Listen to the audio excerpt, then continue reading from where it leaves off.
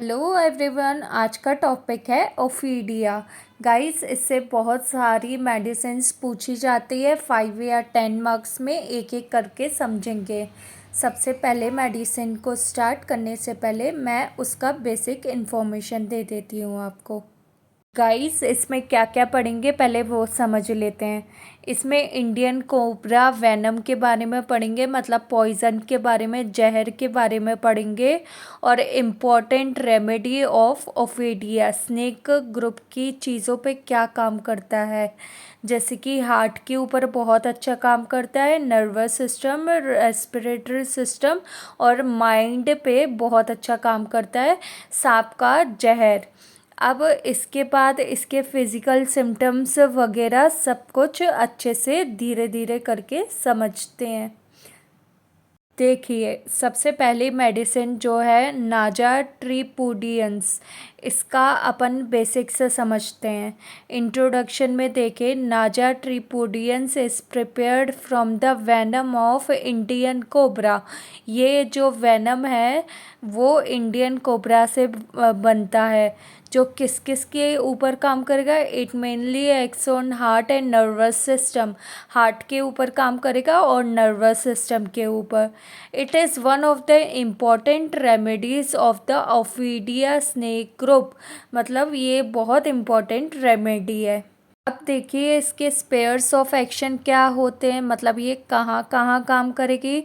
मैंने आपको बताया जैसे कि हार्ट के ऊपर काम करेगी, नर्वस सिस्टम के ऊपर, रेस्पिरेटरी सिस्टम के ऊपर, माइंड के ऊपर और थ्रोट के ऊपर। अब इसके मेंटल सिम्टम्स क्या रहेंगे। Feels guilty as if responsible for everything, मतलब उसको ऐसा लगता है कि वही रिस्पॉन्सिबल है, कुछ भी गलत हुआ है उसके लिए। फिर सेकंड क्या है, सैड, डिप्रेस्ड एंड होपलेस, मतलब वो बहुत ज़्यादा दुखी है, डिप्रेशन में है और बहुत ज़्यादा होपलेस हो गई है। उसके मन में क्या आता है, suicidal thoughts but fears about death, मतलब उसके मन में सुसाइड करने का थॉट आता तो है लेकिन बहुत ज़्यादा डरती है। फिर सेंसिटिव टू क्रिटिज्म, उसको कुछ भी ऐसा नहीं करना है जिसके पीछे उसको लगे कि उसकी वजह से हुआ है क्रिटिज्म, मतलब। फिर उसको क्या लगता है, silent grief after emotional shock, मतलब उसको ज़रा सा भी शौक लगता है, उसको ज़रा सा भी साइलेंट ग्रीफ होता है, कुछ सोचती है तो वो अपने उसमें ही इमोशनल शॉक हो जाती है। फिर डिफ़िकल्टी कंसंट्रेटिंग, मतलब उसको बहुत ज़्यादा डिफ़िकल्टी होती है कंसंट्रेट करने में। अब देखिए मैंने इसके क्या बताए थे, किस किस के ऊपर मेन काम करता है। जैसे कि heart, respiratory, throat and nervous system के ऊपर बहुत अच्छा काम करता है। स्नेक वेनम पॉइजनस जिसको कहते हैं। फिर हार्ट के ऊपर देख लेते हैं, one of the best remedies for vulvar heart disease, मतलब जिसके भी वल्वा में प्रॉब्लम होती है बहुत अच्छी रेमेडी है। सबसे पहली बात। फिर पाल्पिएशन विथ एंजाइटी, मतलब बहुत ज़्यादा पाल्पेशन होती है, उसको एंजाइटी के साथ धड़कन बढ़ जाती है उसकी। Pain remedies to the left shoulder and arm, मतलब हमेशा उसको लेफ़्ट शोल्डर में और आर्म में पेन होता है, हाथ में। फिर feeling as if heart all will stop, मतलब उसको ऐसा लगता है कि उसका हार्ट काम करना बिल्कुल बंद कर देगा। फिर रेस्पिरेटरी में देख लेते हैं, ड्राई सफोकेटेड कफ, ड्राई कफ रहता है, इतना सफोकेटेड रहता है, उसको घबराहट होती है सांस लेने में। चॉकिंग सेंसेशन, उसको ऐसा लगता है उसका गला चौक हो गया है बिल्कुल। Difficulty breathing worse on lying down, उसको लेटने से बहुत ज़्यादा घबराहट होती है। फिर इसमें asthma associated with heart disease, मतलब उसको अगर अस्थमा की प्रॉब्लम रहती है तो हमेशा हार्ट डिसीज़ की वजह से होती है। फिर थ्रॉट का समझ लेते हैं, थ्रॉट सोर थ्रॉट विथ ड्राइनेस, गले में खराश होती है जिसकी वजह से ड्राइनेस आती है बहुत ज़्यादा। डिफ़िकल्टी इन स्वेलिंग, उसको कोई भी खाने की चीज़ को स्वेलो कटकने में बहुत ज़्यादा दिक्कत होती है। Feeling of a lump in a throat, उसको ऐसा लगता है कि उसके गले में कुछ फंसा हुआ है। फिर अब नर्वस सिस्टम के बारे में बात करें, पोटाइटिस, ड्रूपिंग आईलिड्स, मतलब उसकी आईलिड्स नीचे गिर जाती हैं। कहने का मतलब ऐसा है कि आंखें नीचे झुक जाती हैं बहुत ज़्यादा। पैरालिसिस आफ्टर डिप्थेरिया, उसको पैरालिसिस हो जाता है डिप्थेरिया के बाद। फिर नमनेस एंड टिंगलिंग, बहुत ज़्यादा नमनेस होती है उसके हाथ पैरों में और टिंगलिंग होती है। वीकनेस ऑफ लिम्स, मतलब उसको इतनी ज़्यादा दिक्कत होती है, वीकनेस आ जाती है लिम्स में, जिससे कि वो चल भी नहीं पाता है।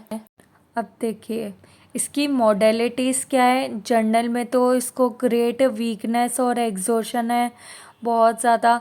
फिर कोल्डनेस ऑफ द बॉडी, ठंडी बॉडी रहती है इसकी। ट्रैम्बलिंग होती है हाथ पैरों में, मतलब जकड़न जिसको बोलते हैं, और कपकपाते हैं बहुत ज़्यादा। फेंटिंग टेंडेंसी, उसको लेटने में बहुत ज़्यादा आराम मिलेगा और अजीब सा लगता है, वो चाहता है कि मैं बस लेटा रहूं। फिर इसके लिए एग्रीवेशन और एम्यूलरेशन, बुरा कब लगता है और अच्छा कब लगता है वो भी देख लेते हैं। एग्रीवेशन मतलब बुरा कब लगता है इसको, मॉर्निंग में मेंटल एग्जर्शन, अगर ज़रा सा भी सोचता है तो उसको एग्जर्शन हो जाता है, इमोशनल स्ट्रेस हो जाता है, उसको बात करने से बहुत घबराहट होती है। और जब वो चलता है तो उसके हाथ पैरों में वीकनेस की वजह से ट्रैम्बलिंग सॉरी। और उसको lying on the left side, जब भी वो लेटता है लेफ्ट साइड में तो उसको तकलीफ़ बढ़ जाती है हमेशा। इसकी क्लिनिकल कंडीशन पहले समझते हैं। देखिए इसको हमेशा valvar heart dis, atrium ventricle, हमेशा वेंट्रिकल हार्ट डिसीज़ होती है, इसको सांस लेने में तकलीफ़ होती है और इसका हमेशा वल्वर साइड इफ़ेक्ट्स होते हैं। फिर अजाइना पेक्टोरिस, हमेशा से उसको चेस्ट में पेन होता है बहुत ज़्यादा, ऐसा लगता है उसकी दिल की धड़कन रुकने वाली है। एंडोकार्टाइटिस, एंडोकार्टाइटिस मीन्स उसके दिल की लेयर्स में इन्फ्लेमेशन हो जाता है बहुत ज़्यादा। फिर कार्डियक अस्थमा होता है, उसको सांस लेने में तकलीफ़ होती है। डिप्थेरिया पैरालिसिस, मतलब उसका न्यूरॉन्स में पैरालिसिस हो जाता है, किसी चीज़, किसी बॉडी पार्ट का या पूरी बॉडी का वर्क करना बंद हो जाता है। फिर क्रोनिक लेरेंजाइटिस, मतलब उसको बहुत जकड़न हो जाती है गले में, जिससे उसको सांस लेने में भी तकलीफ़ होती है। डिप्रेशन, मतलब उसको हमेशा डिप्रेशन रहता है, जिस वजह से उसको टेंशन रहती है और एंजाइटी बढ़ती है, बहुत ज़्यादा मेंटल एक्सर्शन होता है। पहले इसके 5 गोल्डन पॉइंट्स समझ लेते हैं अभी तक अपन ने क्या समझा है।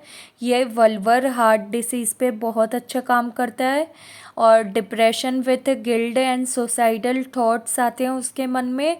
Pen radiates to the left arm, हमेशा लेफ़्ट आर्म में उसके बहुत ज़्यादा पेन रहेगा अगर इस हाथ के बल वो अगर सो गया। फिर उसको पिटोइसिस एंड पैरालिसिस आफ्टर डिप्थेरिया, ज़रा सा भी सोचने से उसकी आंखें नीचे को हो जाती हैं और नेक में पेन होता है। फिर इसको कार्डियक अस्थमा भी होता है, इससे उसको प्रॉब्लम बढ़ती है, इन्फ्लेमेशन होता है जब वॉर्डर्स पे हार्ट के। पहले कंपेयर कर लेते हैं, इसको कंपेयर करेंगे अपन लेकेसिस म्यूटस से और क्रोटेलस हॉरिडस से। ये बाद में डिस्कस करेंगे गाइस, आप मेरे नेक्स्ट लेक्चर को ज़रूर से देखिएगा, इसके बाद मैंने क्या समझाया इसके बारे में। लेकेसिस म्यूटस किस काम आती है, more talkative, jealous, worse after sleep, can not tolerate concentration. और क्रोटेलस हॉरिडस किस काम आती है, great tendency to bleed, prostration with coldness, sudden collapse हो जाता है उसको। गाइस इसका कॉम्प्लीमेंट्री रिलेशनशिप किस किस से कंपेयर कर सकते हैं, अकेला इतना याद रखिए, आर्सेनिक एल्बम और कैक्टस ग्रैंडीफ्लोरस से इसको कंपेयर करा जा सकता है। गाइस देखिए, मैंने इसका भी निमोनिक बनाया है, नाजा ट्रिपोडियंस। नाजा का मतलब है एन फॉर नर्वस वीकनेस होती है विथ पिटोसिस। ए से इसका आ गया affection of the heart. Valvar disease के बारे में। जैसे क्या आ गया, judgement clouded with guilt and depression हो गया। ऐसे angina and cardiac asthma. Guys मैंने हर एक चीज़ एक्सप्लेन कर दी है, इसके अलावा की नोट्स भी है। जैसा कि मैंने आपको बताया, इसके कीनोट क्या क्या, ये हार्ट डिसीज़ के ऊपर काम करती है सबसे पहली बात। सेकेंडली ये डिप्रेशन विद गिल्ट के ऊपर भी काम करेगी। पैरालिसिस जब आता है बॉडी में या थ्रॉट एंड लैरिंक्स वाला अफेक्ट करता है तब भी काम करेगी। कार्डियक अस्थमा के ऊपर भी काम करेगी। पिटोसिस विथ नर्वस वीकनेस के लिए भी काम करेगा। गाइस अगर आपको मेरा चैनल अच्छा लगता हो तो please can subscribe my channel, जिससे कि मैं आपके लिए और वीडियो डाल सकूं। Thank you.